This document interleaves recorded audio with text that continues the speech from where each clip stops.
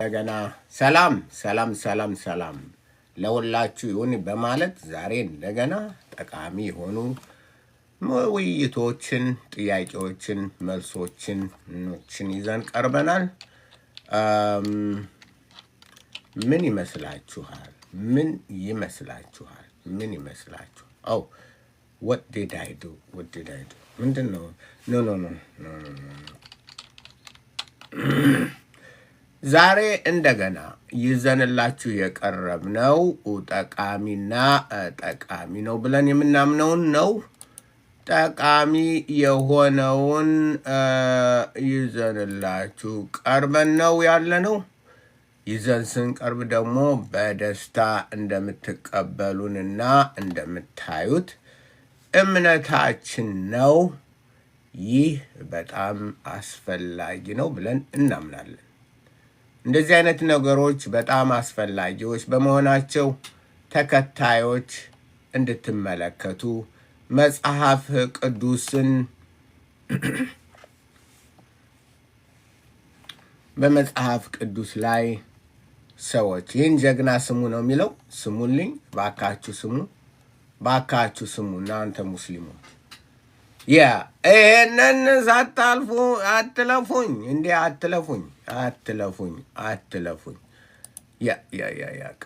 ቀጥል ምንም ችግር የለም። የቅዠተ ስልምና የሚል ነው። የእግዚአብሔርን ቃል ለማጣመም የተፈጠረ የዘመኑ ፍጻሜ ኢየሱስ ሲመጣ የሚቀጣው የስልምና ሃይማኖት የሞት ሃይማኖት የጥፋትና የውድቀት ሃይማኖት ነው። እኛ ደግሞ እውነትን እናውጃለን። መዳን በሌላ በማንም የለም፣ እንድንበት ዘንድ የተሰጠ ሌላ ስም የለምና። ነገር ግን የእግዚአብሔር ልጅ ኢየሱስ እሱ መድኃኒታችን፣ ኃይልና ጉልበት ብርታታችን ነው። በኢየሱስ በማመን በኢየሱስ በመደገፍ በኢየሱስ በመቆም ተራራውን፣ ገደሉን፣ ሸለቆውን፣ ሜዳውን እንወጣለን። የጠላትን ደባ እንሽራለን። የጨለማን ስራ በአላህ የተገለጠውን የአላህ የጨለማ ስራ እናፈርሳለን። ይህ ተልእኮዋችን ነው። ተልእኳችን ምንድን ነው የተባለ እንደሆነ አላህ የሚቃጀውን ቅዠት ሻሎም ወንድሜ እንዴት ነህ? አላህ የሚቃዠውን ቅዠት በሰዎች በማምጣት ወደ ሰዎች በማምጣት የአላህን ስራ ማጋለጥ፣ የክርስቶስን ብርሃን ቦግ አድርጎ ማሳየት። በዚህ ጨለማ በሆነው ዓለም ውስጥ እናንተ የዓለም ብርሃን ናችሁ የተባልን እኛ ደግሞ ብርሃንን በማውጣት የአላህን ጨለማነት ለሰዎች ስናሳይ የክርስቶስን ብርሃን ደግሞ በማብራት ሰው አምኖ እንዲድን። ሃይማኖትን የሰውን ሃይማኖት አትንኩ። የሰውን ሃይማኖታችን አላህ ነው። አላህ ለምን እንደዛ አይልም? ለአላህ እንደዛ በለው። እሺ፣ ለአላህ እንደዛ በለው። የሰውን ሃይማኖት አትንካ በለው አላህን። እሺ፣ አላህን የሰውን ሃይማኖት አትንካ፣ እነዚህ እያልክ አትራገም፣ አይሁዶችንና ክርስቲያኖችን እምነት የሌላቸውን አልፈ ተዋቸው ይኑሩበት ብለህ ንገረው። አንተ የሰውን ሃይማኖት ሄለው ገናን እሺ፣ ቀጥላል። እንትን አላለ ኢንሻአላህ አላልክም። ስትመጣ ኢንሻአላህ አላልክም። ዝም ብለህ ነው እንትን ያልከው። ወይም ደግሞ አፍንጫህን በውሃ እንትን አላረከውም። ታጥበህ በውሃ እንትን አላለውም ነብዩ እንዳለ። ያ አልበለዛ ሰይጣን ይሸናብሃል ነው የሚለው። እንደዛ ሊሆን ይችላል። እንደዛ ኢንሻአላህ በል። ሙስሊም ከሆንክ ማለት ነው። ሙስሊም ከሆንክ ኢንሻአላህ ብለህ እንትንን ታጥበህ ያ በዛቸው ሰይጣኑ በዛ ያለችው ሰይጣን አስወግደና እኛ እውነትን እናውጃለን፣ ጨለማውን እናፈርሳለን። የአላህን ስራ በማፍረስ የክርስቶስን ብርሃን ልናበራ የተጠራን እኔ እውነት መንገድ ህይወት ነኝ ሲል ክርስቶስ ያወጀውን ገና ዓለም ሳይፈጠር ለኛ የተዘጋጀውን ለናንተ የተዘጋጀውን የዘላለምን ህይወት በክርስቶስ የምታገኙበት ያንንን በማወጅ የአላህን ጨለማና የአላህን ክፉ ስራ እናንተን ከዘላለም ህይወት አስወግዶ ወደ ዘላለም ጥፋት ወደ ዘላለም ሞት ለመውሰድ የሚያደርገውን ከንቱ ጥረት ለማክሸፍ እውነትን እናውጃለን። ስለዚህ የእውነት አዋጅ ህይወትን ያመጣል። የእውነት አዋጅ ብርሃንን ያበራል። የእውነት አዋጅ ነፃነትን ያመጣል። የእውነት አዋጅ ከእግዚአብሔር ጋር ያስታርቃል። አላህ ዝም ብሎ የሚቀባጥረውን ከመስማት ያለፈ ነቢዩ መሐመድ በሐሰት የሚቀባጥሩትን ታሪካዊ መፋለስ ሁለንተ ነው። ኢየሱስ አምላክ አይደለም። ለዛ ነው የተቀበልከው። አላህ እንደዛ ነው ያደረገ። አላህ ካሳወረ ኢየሱስ አምላክ አይደለም።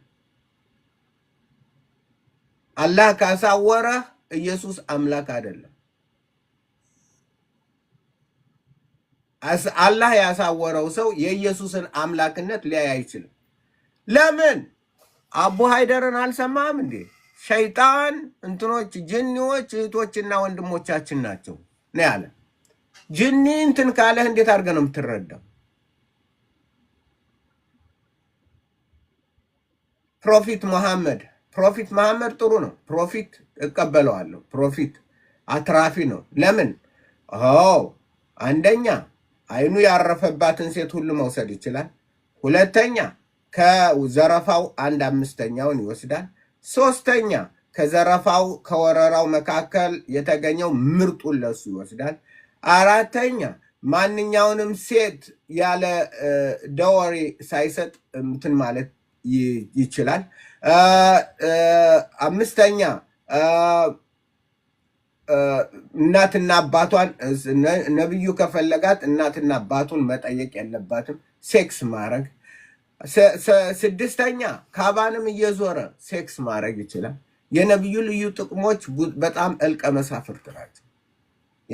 ስለዚህ ፕሮፊት መሐመድ ጥሩ ነው። መሐመድን የሚያተርፍ ማለት ነው። አትራፊው መሐመድ ያተርፋል። በምን? በዘረፋ፣ በምን? በሁሉ። ምኑን ነው የምመልስልህ? ምኑን ነው የምመልስልህ? ምን እመልስልሃለሁ?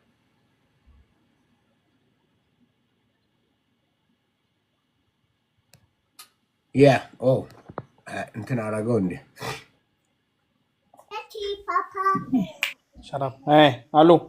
አሎ፣ አይ እንዴት ነህ? በጣም ደህና ነኝ። እንዴት ነህ? ትልቅ ሰው ነህ አይደል? ለምን የሰውን ሃይማኖት ከማጉደፍ ራስህን አንተ ወደ ትልቅነት አትመራ? ትልቅ ሰው እኮ ነህ። የራስህን ሃይማኖት ትልቅ ሰው እኮ ነህ አንተ። ትልቅ ሰው ነህ። አረ ትልቅ ሰው ነህ።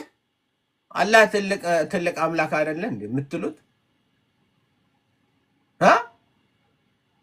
ትልቅ ነው አይደል? አላህ ሰዎችን እየተሳደበ አላህ እንትንን እንደዚህ ስታደርግ ደግሞ የነብይህ እንትን ነው ይሄ። የነብይህ አንተንን ብሎክ ማድረግ፣ እንደዚህ ባለየዎችን እንደዚህ ማድረግ ነው። አንተ እኮ ትልቅ ሰው ነህ። አላህ ነብይህ ትልቅ እንትን አይደለ እንዴ? 54 ዓመት ሆኖት አይደለ 9 ዓመቷን እንትን ያለ የተኛ ትልቅ ሰው አልነበረም እንዴ? ነብይ ትልቅ ሰው አልነበረም ወይ? የሰውን ሃይማኖት ዳዊት 750 ተመልከቱት። ሙስሊም ማለትና አላህ እንደዚህ ነው። ሙስሊምና አላህ ያው አንድ ናቸው። ዳዊት 750 ሴቶች ነበሩት። ዳዊት 750 እስኪ የታገኘው መረጃው? የታገኘው?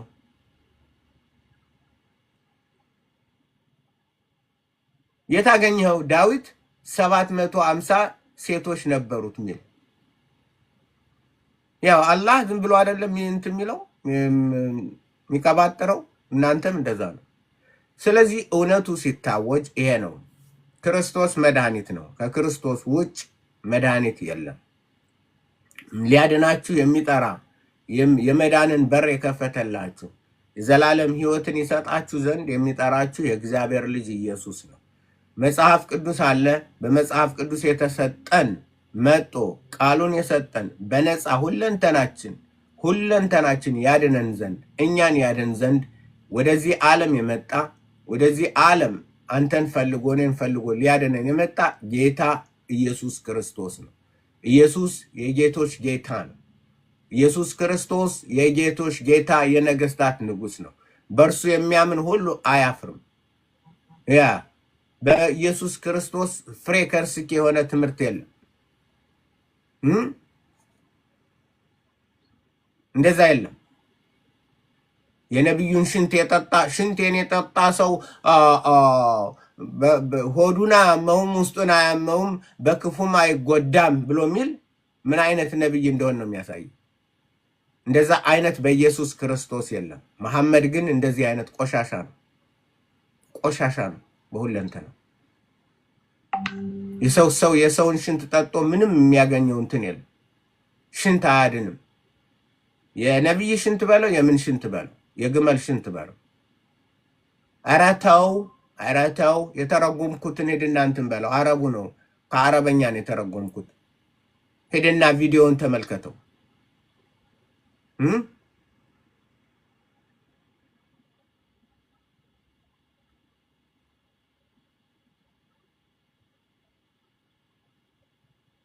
እናንተ እንትን ክርስቲያን ሆናችሁ እንትን የሆነ እንደነሱ መጥፎ ቃላትና እንትን አትጻፉ። ይሄ ጠባ ነበር፣ ያን ጠባ ነበር። አይስ ኦኬ። የነብዩ ነገር ልንናገረው የማይገባም ለሰው የማይነገር አለ። ነብዩ የሚያደርገው ለሰው የማይነገር ለቋንቋም እንትን የማይል አለ። ግን አትሊስት አንዳንዱንን አእምሯችሁ የሚገባውን እናመጣለን። መናገር የማይገባን እኮ ነው የምንናገረው ዛሬ። ለምን? እንደዛ ነው። የአላህ ስራ እንደዛ ነው። የጨለማ ስራ እንደዚህ ነው። እኛ ግን እውነትን ነው የምናውጀው። እውነት በኢየሱስ ክርስቶስ ነው። አጋንንት ጋር በኢየሱስ ክርስቶስ አጋንንትን እንድትረግጥ ስልጣን ተሰጠ። በስሙ ለሚያምኑ ለተቀበሉት ለእነሱ የእግዚአብሔር ልጆች ይሆን ዘንድ ስልጣንን ሰጣቸው። ኦርቶዶክስ ለዘላለም ትኑር። ለዘላለም ቢኖር የለም። ለዘላለም ሚኖር የለም። ለዘላለም ሚኖር የእግዚአብሔር ልጅ ኢየሱስና በሱ የዳኑ ናቸው።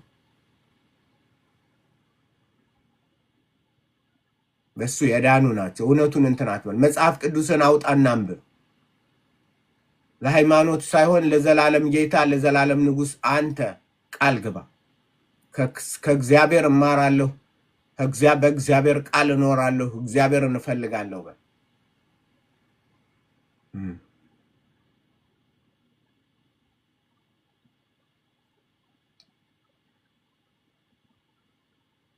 ክርስቲያን ነኝ እኔ። ክርስቲያን መሆኔ ከሁሉ በላይ ይበልጥ። ጴንጤ ምናምን ብትለው ክርስቲያን ማለት የክርስቶስ ተከታይ ማለት ነው።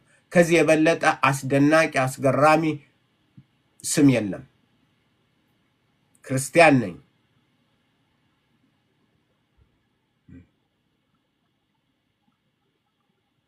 የማታውቀውን ጥቅስ አውጥተህ መቀባጠር እንትን ነው። የሙስሊሞች ይሄ ነው። አላህም እንደዛ ነው። አላህም ነቢዩም የማያውቀውን ጥቅስ አውጥቶ ነው የሚቀባጥረው። ማርያም ቢንት ኢምራን ብሎ ይላታል። የኢየሱስን እናት ማርያም ቢንት ኢምራን የሙሴ እህት ናት። የሙሴ እህት ናት። የአሮን እህት ናት። እንደዚህ አይነት በዋዥና እንትን የሚል እንደዚህ እንደ አላህ አይነት ግራ የተጋባ ያለ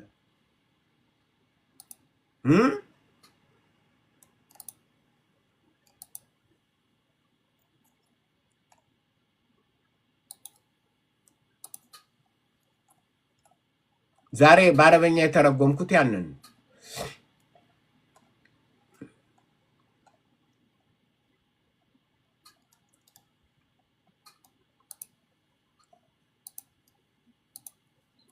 አረበኛ የተረጎምኩትን ሄዱና ሸር አድርጉ፣ ላይክ አድርጉ፣ ለሰዎች ይድረሳቸው። እንዴት አድርጎ ታሪክ እንደሚስ አላህ ምንም የታሪክ ዕውቀት የለው። የአሮን እህት ነብይቱ ማርያምም ከበሮ በእጆቿ ወሰደች፣ ሴቶችም ሁሉ በከበሮና በዘፈን በኋላዋ ወጡ ይላል። ማርያምም እየዘመረች መለሰችላቸው፣ በክብር ከፍ ከፍ ብሏልና ለእግዚአብሔር ዘምሩ፣ ፈረሱንና ፈረሰኛውን በባህር የጣለ ትላለች። እቺ ማርያም ብንት ዕምራን ትባላለች። የዕምራን ልጅ ማርያም እች ናት። ቁርአን ግን ምን አለ? የኢየሱስን እናት ምን አረጋት? እችነንና ያንን 1400 ያለውን አምጥቶ ታሪኩን ደምስሶ አንድ ታሪክ የውሸት ታሪክ ፈጠረ። ይሄ ነው የውሸት ታሪክ። የኢየሱስ እናት የዕምራን ልጅ አይደለችም። 1400 ዓመት ይራራቃል። ቁርአን እንደዚህ ነው። አንተም እንደዚሁ ነው። ልክ እንዳላህ አንተም ደግሞ እንደዚህ ታደርጋለህ። አላህ በጨለማ ያለው እንትን ነው። ስለዚህ እውነታው ይሄ ነው። መጽሐፍ ቅዱስን አንብቡ። ወደ ክርስቶስ ኑ። ኢየሱስ ይጠራችኋል። አሁንም ይጠራል። ኑ ወደ እኔ ኑ፣ እኔ አሳርፋችኋለሁ፣ ለነፍሳችሁ ረፍት እሰጣችኋለሁ ይላል ኢየሱስ። ኢየሱስ ረፍትን ነው የሚሰጥ። ኢየሱስ ብዙ ይቀርሃል። ልክ ነህ፣ ገና ብዙ ይቀረኛል። ልክ ነህ። የጨለማውን ስራ የማፍረስ ስራው ገና ብዙ ይቀራል አለ። አምናለሁ። ልክ ነህ። እንደ ነብዩ ነው የታየ። እንደ ነብዩ ነው የታየ።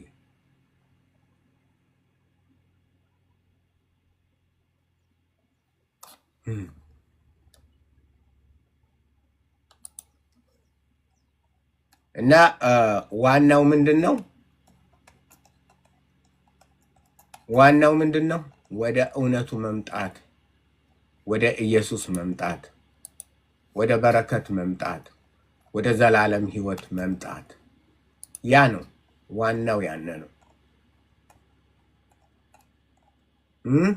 ዋናው። ያነ ነው ዋናው። ያነ ነው።